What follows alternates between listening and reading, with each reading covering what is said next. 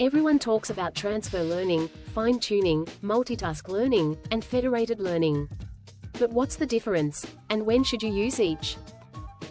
All four techniques solve one core problem: how to make models smarter using limited data, compute, or privacy constraints.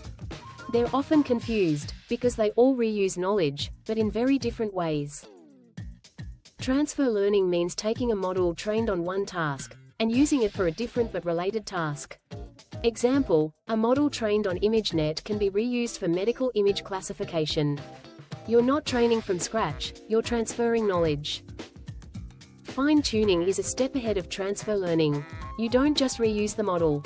You slightly retrain it on your specific dataset. This helps the model adapt better to your problem. Multitask learning trains one model to perform multiple tasks at the same time. For example, one model predicting age, gender, and emotion together. Why? Because learning-related tasks improves overall performance.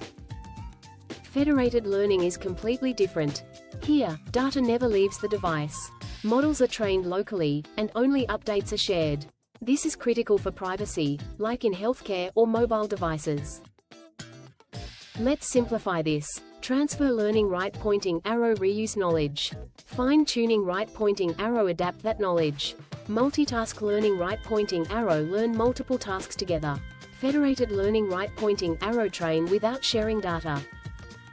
When to use what? Small dataset? Right-pointing arrow use transfer learning. Need better accuracy? Right-pointing arrow fine-tune.